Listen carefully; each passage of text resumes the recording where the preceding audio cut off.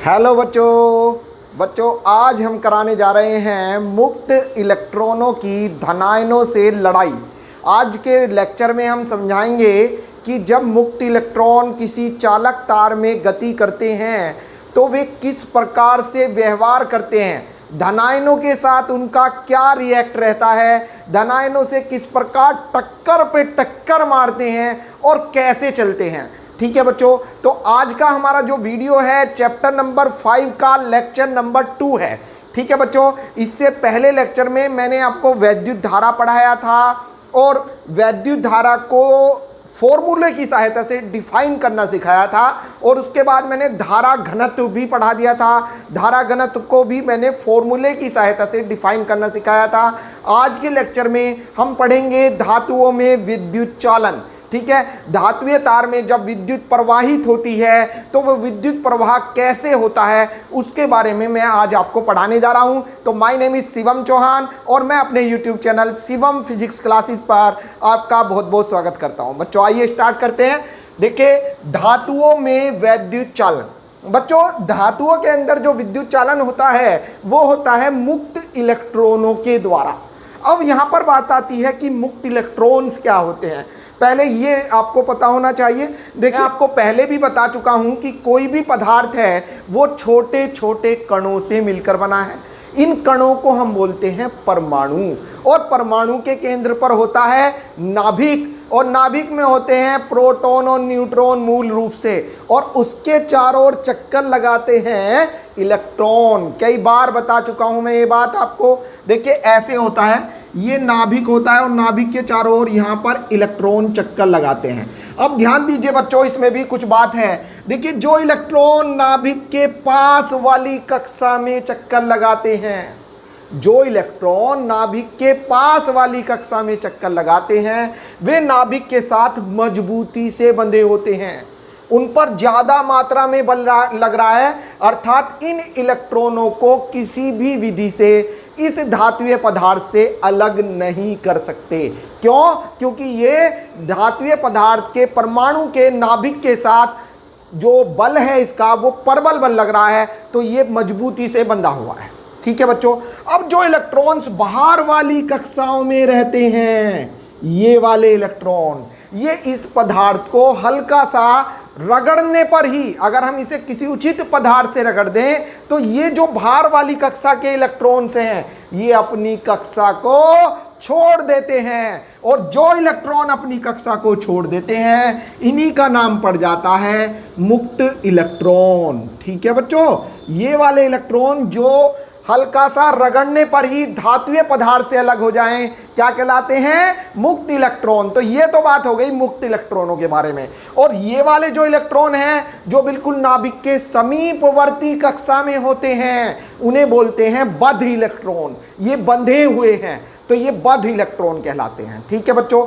तो धातुओं में जो विद्युत का चालन होता है, धात्विय पदार्थ में जो विद्युत चलती है, धात्विय पदार्थ में जो आवेश प्रवाहित होता है, अर्थात धात्विय पदार्थ में जो धारा बहती है वो मुक्त इलेक्ट्रॉनों के द्वारा ही प्रवाहित होती है। एक नंबर का क्वेश्चन तैयार हो गया। धातुओं में विद्युत चालन किसके द्वारा होता है? तो आप क्या लिखोगे? धातुओं में विद्युत चालन मुक्त इलेक्ट्रॉनों के द्वारा होता है। ऐसा क्यों? क्योंकि मुक्त इलेक्ट्रॉन ही अपने घर से फ्री है। भाई देखो, ये फ्री हैं, ये अपना इससे जो है जब चाहे इनकी मर्जी अपना चले जाते हैं, बाहर रहते हैं और बाहर से अपना कूद के चले जाएंगे, धातु को पता भी नहीं चलेगा। ठीक है, यहां से चले गए, मुक्त हो गए, और मुक्त होने पर ये आवेश को प्रवाहित करेंगे। अर्थात धातुओं में विद्युत का चालन मुक्त इलेक्ट्रॉनों के द्वारा होता है। ठीक है, एक बात तो ये हो गई। धातुओं में विद्युत चालन किसके द्वारा होता है बच्चों? मुक्त इलेक्ट्रॉनों के द्वारा। इसको आप अपने आप बना के लिख देंगे कि धातुओं में विद्युत चालन मुक्त इलेक्ट्रॉनों के द्वारा होता है। ये वे इलेक्ट्रॉन्स होते हैं जो परमाणु में, धातु के परमाणुओं के नाभिक के बाहर वाली कक्षाओं में चक्कर लगाते हैं तथा हल्का सा रगड़ने पर ही उससे अलग हो जाते हैं और आवेश वाहक का कार्य करते हैं। तो बच्चों ध्यान रखना है, धातुओं में विद्युत चालन मुक्त इलेक्ट्रॉनों के द्वारा होता है। ठीक है, अब ये मुक्त इलेक्ट्रॉनों के द्वारा चालन कैसे होता है, इसमें देखिए कुछ बातें हैं जो आपको ध्यान देनी है। जैसे आपने मान लिया कोई धात्विय तार है, बेटे ये कोई धात्विय तार है, किसी धातु का तार है, सपोज कीजिए एल्यूमिनियम का तार है या तांबे का तार है, ठीक है। इसके सिरों के बीच आप विभवांतर स्थापित कर दीजिए, मींस इसे बैटरी से जोड़ दीजिए, ठीक है। विभवांतर स्थापित करना है तो बैटरी से जोड़ना पड़ेगा। तो हम क्या करते हैं, इसके सिरों के बीच एक बैटरी लगा दी भाई, ये देखिए भाई, ये प्लस ये माइनस, ठीक है। यहां पर मैंने ये कैपिटल V वोल्ट का विभवांतर लगा दिया। अब इसमें जो वैद्युत क्षेत्र उत्पन्न होगा ये ऐसे होगा, ये वैद्युत क्षेत्र हो गया। इलेक्ट्रिक फील्ड, इलेक्ट्रिक फील्ड की डायरेक्शन बता रखी है प्लस से माइनस की ओर, तो देखिए ऐसे ये वैद्युत क्षेत्र हो गया। अब जैसे ही वैद्युत क्षेत्र उत्पन्न होगा तो इसके अंदर जो मुक्त इलेक्ट्रॉन हैं वे डर जाएंगे, भाई कुछ आ लिया भागो। तो जो मुक्त इलेक्ट्रॉन्स हैं वे ऐसे भाग लेंगे, नेगेटिव से पॉजिटिव की ओर ये भाग लेंगे, भाई ये भाग लिए, ठीक है बच्चों, ये मुक्त इलेक्ट्रॉन्स भाग लेंगे।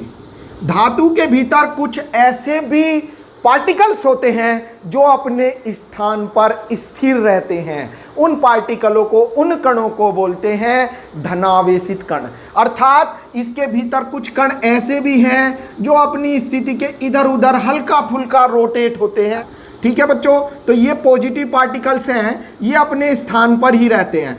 और जो इलेक्ट्रॉन्स हैं वे जो मुक्त इलेक्ट्रॉन्स हैं बच्चों, ये मुक्त इलेक्ट्रॉन है या ये कह दो फ्री इलेक्ट्रॉन है, ठीक है। और ये क्या है, धनायन है। ये क्या है बच्चों, धनायन है। ये धनायन है जो कि धातु के से बिल्कुल पूरी तरह से अलग नहीं हुए, धातु के अंदर ही स्थिर अवस्था में बैठे हैं, या ये कह दो अपनी स्थिति से हल्का फुल्का विस्थापित हो रहे हैं। और मुक्त इलेक्ट्रॉन फ्री हैं, आगे पीछे भाग रहे हैं, ऐसे ऋण से धन से। देखिए जब हमने वैद्युत क्षेत्र स्थापित करा, प्लस हमने यहाँ हुआ, माइनस यहाँ हुआ, अर्थात वैद्युत क्षेत्र ऐसे स्थापित हुआ, तो जो मुक्त इलेक्ट्रॉन है ऐसे चलेंगे। मुक्त इलेक्ट्रॉन कैसे चलते हैं, वैद्युत क्षेत्र की विपरीत दिशा में, अर्थात बैटरी के ऋण सिरे से धन सिरे की ओर, ये ऐसे चल रहे हैं। देखिए मुक्त इलेक्ट्रॉन ये चल रहे हैं, वैद्युत क्षेत्र ऐसे स्थापित हुआ इस चालक तार में, ठीक है बच्चों। तो अब क्या होगा, देखिए ये मुक्त इलेक्ट्रॉन इन धनायनों से, चूंकि ये मुक्त इलेक्ट्रॉन अनियमित गति करते हैं, कैसी, अनियमित। इसका तात्पर्य यह हुआ कि इनकी कोई निश्चित डायरेक्शन नहीं होगी। निश्चित डायरेक्शन का मतलब मैं ऐसा, निश्चित डायरेक्शन का मतलब यहां पर इस बात से ना ले कि नेगेटिव से पॉजिटिव की ओर नहीं चलेंगे, ये नहीं कह रहा मैं कह रहा हूं कि अपनी स्थिति से रोटेट होके ये ऐसे भी चल सकते हैं। जाना तो है ही पॉजिटिव की ओर ही जाना है, परंतु ये किसी भी डायरेक्शन ऐसे घूम घूम के जाते हैं, आदत खराब होती है इनकी एक तरह से, ये कह दो, ठीक है बच्चों। तो ये क्या करते हैं, अपने आसपास के जो धनायन हैं उनसे टक्कर, चलो भाई ऐसे टक्कर मार के चलते हैं, ठीक है। जो मुक्त इलेक्ट्रॉन्स हैं उनसे, मुक्त इलेक्ट्रॉन धनायनों से बार बार टकराते हैं। किसी मुक्त इलेक्ट्रॉन की दो क्रमागत टक्करों के बीच तय की गई औसत दूरी, किसी मुक्त इलेक्ट्रॉन की धनायनों से दो क्रमागत टक्करों के बीच तय की गई औसत दूरी को माध्य मुक्त पथ कहते हैं, मीन फ्री पथ कैसे कहते हैं, ठीक है बच्चों। देखिए जब इलेक्ट्रॉन, ये कोई इलेक्ट्रॉन हो गया, ठीक है, ये इस धनायन से टकराया, ये टकराया, ये देखो पहली टक्कर, फिर यहां से चला भागा बेचारा और यहां आया, यहां पर एक और दूसरा धनायन मिला, इससे फिर टकराया। तो अब आप देखिए एक इलेक्ट्रॉन की दो टक्कर हो गई, लगातार दो टक्कर। तो किसी मुक्त इलेक्ट्रॉन की धनायनों से दो लगातार टक्करों के बीच तय किया गया औसत पथ, यहां से पहला पथ दूसरा पथ, इन दोनों के बीच की जो औसत दूरी हुई वह औसत दूरी कहलाती है माध्य मुक्त दूरी या माध्य मुक्त पथ, ठीक है बच्चों। तो ये पूछा जाता है कभी कभी एग्जाम में, धातुओं में विद्युत चालन क्या है, इसमें माध्य मुक्त पथ को समझाइए। तो आप क्या कहेंगे, जब धात्विय चालक तार के सिरों के बीच विभवांतर स्थापित किया जाता है तो धात्विय तार में उपस्थित इलेक्ट्रॉन धनायनों से बार बार टकराते हैं। किसी इलेक्ट्रॉन की धनायनों से दो क्रमागत टक्करों के बीच तय की गई औसत दूरी माध्य मुक्त पथ कहलाती है, ठीक है बच्चों। अब देखिए आगे, अब ये भाई दूरी के बारे में बात हो गई, दो क्रमागत टक्करों के बीच तय की गई दूरी, माध्य मुक्त पथ कहलाती है। और इन टक्करों के बीच लिया गया औसत समय, टक्करों के बीच लिया गया औसत समय श्रांति काल कहलाता है। देखिए बच्चों, एक तो होता है शांति, शांति का मतलब है सब आराम से रह रहे हैं, कोई टक्कर वक्कर नहीं हो रही, कोई लड़ाई नहीं हो रही।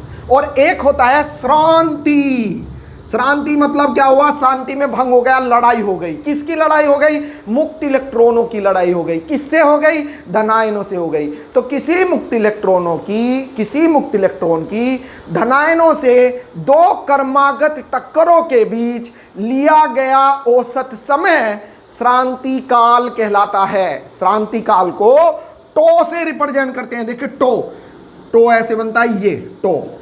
श्रांति काल को किससे रिप्रेजेंट करते हैं बच्चों, टो से रिप्रेजेंट करते हैं। बच्चों समझ में आया ये? तो अभी तक मैंने 3 टॉपिक पढ़ा दिए हैं। धातुओं में विद्युत चालन क्या होता है, माध्य मुक्त पथ क्या होता है, और श्रांति काल क्या होता है। अब देखिए, एक जो चौथा टॉपिक है आज का, अपवाह वेग या अनुगमन वेग, ये इस चैप्टर का मोस्ट इंपॉर्टेंट टॉपिक है। ये एग्जाम में बहुत पूछा जाता है कि धातुओं में मुक्त इलेक्ट्रॉनों के अपवाह वेग को समझाइए।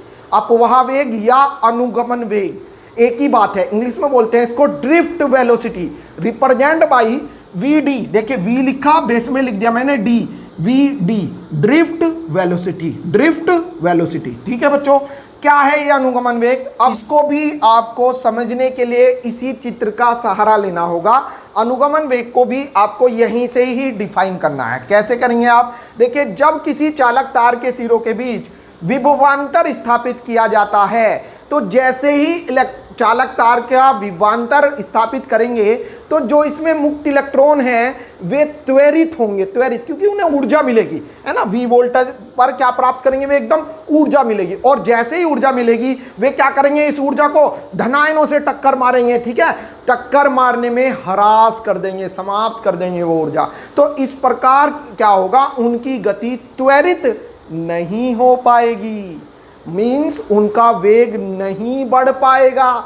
अब आप सोच रहे होंगे क्यों नहीं बढ़ पाएगा? भाई मैंने अभी बताया कि जैसे ही हम इसकी चालक तार के सिरों के बीच विभवांतर स्थापित करेंगे तो उनको ऊर्जा मिली, लेकिन ऊर्जा मिलने के तुरंत बाद उन्होंने क्या करा, धनायनों से बार बार टक्कर मारेंगे। टक्कर मारने में उनकी ऊर्जा का ह्रास हो जाएगा। इस कारण यह प्रक्रिया लगातार चलती रहेगी, अर्थात इलेक्ट्रॉन एक नियत वेग प्राप्त कर लेंगे। यह नियत वेग ही कहलाता है अपवाह वेग या अनुगमन वेग। ठीक है बच्चों, चूंकि वे लगातार धनायनों से टकराते रहते हैं, टकराने के कारण उनकी ऊर्जा का ह्रास होता जाता है। अब वे जो है जब थोड़ी देर बाद टक्कर होने के बाद थक जाएंगे तो क्या होगा, फिर तो बस वे एक धन सिरे की ओर, इसकी बैटरी के धन सिरे की ओर एक नियत वेग से चलने लगेंगे। इस नियत वेग को ही कहते हैं अपवाह वेग या अनुगमन वेग। ये जिस वेग से प्राप्त करेंगे बच्चों, ये बोला जाएगा वीडी। वीडी माने अनुगमन वेग। ठीक है बच्चों, मैं अपेक्षा करता हूं ये चारों टॉपिक आपके अच्छे समझ में आ गए होंगे। इनको आप अभी अपनी कॉपी पेंसिल उठाइए और अपने आप बना कर लिखिए। क्या लिखेंगे? फर्स्ट हेडिंग डालेंगे आप, धातुओं में वैद्युत चालन। धातुओं में विद्युत चालन, इसमें आप लिखेंगे धातुओं में विद्युत चालन मुक्त इलेक्ट्रॉनों के द्वारा होता है। ये मुक्त इलेक्ट्रॉन धनायनों से बार बार टकराते रहते हैं। किसी इलेक्ट्रॉन की दो क्रमागत टक्करों के बीच का औसत समय श्रांति काल कहलाता है, तथा दो क्रमागत टक्कर के बीच मुक्त इलेक्ट्रॉन द्वारा तय की गई दूरी माध्य मुक्त पथ कहलाती है। ठीक है बच्चों, इसके बाद अनुगमन वेग में आपको लिखना है, पुनः आपको लिखना है कि जब चालक तार के सिरों के बीच विभवांतर स्थापित करते हैं तो धातुओं में उपस्थित मुक्त इलेक्ट्रॉन धनायनों से बार बार टकराते हैं। प्रत्येक टक्कर में उनकी ऊर्जा का ह्रास होता है, इस कारण उनकी गति त्वरित नहीं हो पाती, अर्थात वे धन सिरे की ओर, बैटरी के धन सिरे की ओर एक नियत वेग प्राप्त कर लेते हैं। इस नियत वेग को ही अपवाह वेग या अनुगमन वेग कहते हैं। ठीक है बच्चों, तो आज के लिए ये चारों टॉपिक बहुत हैं, इन्हें याद करिए। इससे अगला लेक्चर में हम पढ़ेंगे वैद्युत धारा का अपवाह वेग से संबंध, आई का वीडी से संबंध। ठीक है बच्चों, थैंक यू सो मच।